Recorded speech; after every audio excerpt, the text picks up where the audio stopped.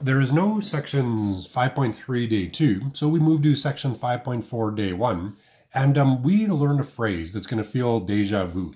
When you guys were in chapter 3, we looked at mutually exclusive ever so briefly. It was just on a little assignment and everyone got the full marks for it. So you've seen it before, you're not dreaming that, but it really makes sense when you fully discuss it in probability. So what does mutually exclusive mean? It means that two or more events have nothing in common, that there is no intersection. Now, the best way to really make sense out of that is to do a couple of examples. First of all, let's say you imagined again a standard deck of cards, the 52 cards, and then you have to figure out what is the probability of getting an ace or a queen. This is just a condensed way that you can write a question. It's in its full version in the PDF notes. Here is what the probability of this event would be. You take the probability of drawing an ace out of a deck of cards. Well, that is 4 out of 52. You take the probability of drawing a queen.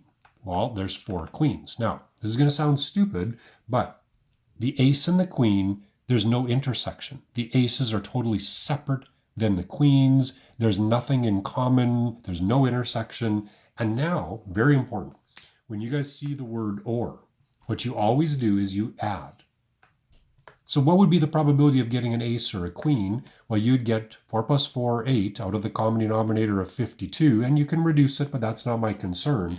That is mutually exclusive. And you might be thinking, well, A, I can do this without this course. B, we've done this already in a previous day, and you're right. But now we're getting a formal definition. So then just a second example, because cards aren't the only way to teach probability. Let's say you had a dice, just a single die, and it is rolled, and we have to figure out what is the probability of getting a 5 or an even number. So you just start with the 5. There is only one 5 out of a 6-sided die. How many even numbers are there? Well, there's 3, 2, 4, and 6. Now, there's nothing in common. A 5 is not an even number. So your total probability would be 4 out of 6, and you can reduce that again to 2/3. That's not my concern. You will not lose marks for me if you do not reduce. Now, there is a formal way to write this down, and you might be thinking, why would I ever worry about this? Because it's just going to take something which is making perfect sense and complicated in my brain. But this is the formal way you'd see it. And this is what professors would be writing down. What they'd be saying is, what is the probability of A union B? That's what this little symbol means. We've taken that as early as chapter 3. Well, it means probability of the first one plus the probability of the second one. That's essentially what you were doing. Probability of A plus probability of B. Probability of A, the 5, plus probability of B, the even number. Okay, so it's not as complicated as you think. And it might be, again, a deja vu moment. Now, if we keep going in the PDF version of the notes, number 2 in your notes then just changes one little thing. Okay? And you have to forgive me, I'm not trying to cheat. But then the question is, for number 2, what would be non-mutually exclusive? Well, first of all, okay, this is when there is an intersection. There is going to be something in common, and then it's a little bit of a game changer. Not crazy hard, but we just have to understand it. Okay, so in the first and only example that we did, we said, again, imagine that you were going to take a standard deck of cards, and then you're going to figure out what is the probability of drawing an ace or drawing a red card. Now, it starts off very innocent, and I'm going to write it underneath so we can match it up with letter C. What is the probability of drawing an ace? Well, we just go straight out numbers. Well, 4 out of 52. The word or always is going to mean add. A red card, 26 out of 52. What I try to often do is I try to imagine a real scenario to help it make sense in my brain. I try to imagine I'm playing a game of cards against, say, my dad, and if I draw an ace or a red card, I win the game. Well, I have a 4 out of 52 chance. The red increases my chances of winning, so I got to add them. And on the surface, it looks like I'd have a 30 out of 52 chance of getting one of these cards, which means I win the game. But then already, if you've played cards at all, even just Go Fish, you understand there's a bit of a problem. There are some red cards that are also aces. The ace of hearts and the ace of diamonds. It's like you're double counting. So here's what you need to do. You need to take away how many times there were intersections. Twice out of 52, a red card was also an ace. You can't double count. And so then this gives us our total probability. It's not 30 out of a common denominator of 52. It actually is 28 out of 52. Now, this can be written as a full formula. And so what I'm going to do is just write it directly underneath. What is the probability formula now? It is the probability of A union B, probability of event A. That was that 4 out of 52. Plus probability of event B. That was the 26 out of 52. But then, what about the intersection? That's what this one meant. That always has meant, right here, an intersection. We have to take that away. And this should start to ring a bell. You know, kind of, I'll even set the stage. How the heck can this plus this equals this? This is now the way the full probability formula looks. We could have even used this in number 1, but because the ace and the queen had no intersection, there was nothing in common, this would be a 0.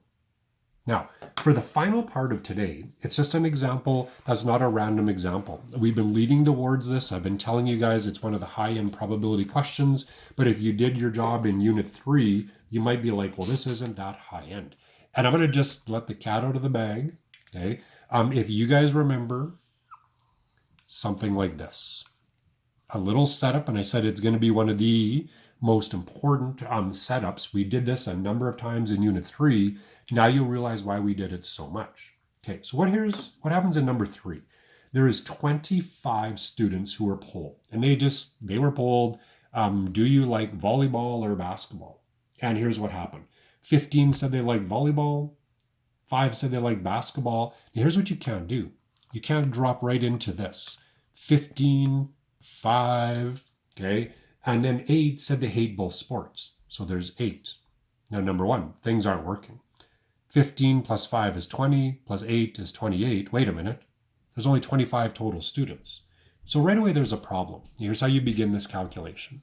What you do is you immediately start by subtracting. 25 minus 8, and 25 minus 8 is 17. So 8 students don't like sports at all. They go right here in the Venn diagram. This is the total 25. So then you might be wondering, okay, well then now we're even in a worse place, because how the heck can 15 volleyball plus 5 basketball even total 17? We're even further away. How can that happen? Well, here's what we have to do. What we have to do is we have to take something away. If I take away 3, how the heck can this plus this equal that? Well, we got to take this away. Now it actually is equal. And if Unit 3 was done properly, now it makes sense. What is the 3? The 3 is the intersection. And if you just pause for a moment and look at number 2 in today's notes, that is the formula. Probability A, probability B minus the intersection. And what does that 3 really mean in real life? Well, it's a person like me. I actually like both volleyball and basketball. The 3 goes here. Now watch where the rest of the numbers come in. We do not put a 15 here. We actually put a 12. That is still a total of 15, but 3 people like volleyball and basketball. 12 only like volleyball. Basketball, it was a 5. 2 goes here. That's still a total of 5 people liking basketball. 3 are in the boat where they like both of them. Only 2 like only basketball. Now we did exactly this for a number of different questions. Now here's where the question comes in. Let's say that there was these 25 students. You closed your eyes and did eeny, meeny, miny, moe, and you randomly picked one of them. What would be the theoretical probability that the person you picked is one of the 3 who actually like both sports? Well, here's how we again answer probability. Probability is, okay, and I'll just go probability of this event, E, is always equal to the favorable outcomes. There's 3 who like both out of the total number of people. That is how we'd make this calculation. I'm just going to do a couple of ones out loud. What if the question said, what is the probability that the random person out of the 25 in the classroom likes basketball, only basketball? That's it. It would be a 2 out of 25. What is the probability that that person likes only volleyball? Well, it would be a 12 out of 25. You could pretty much answer anything that was asked just by looking at it. You could even get more advanced. You could say, what is the probability that they like at least one of the two sports? Well, it would be 17 out of 25, because it can be at least one, or both. And you could even do something which would be really easy. What is the probability that the person does not like any sports? 8 out of 25.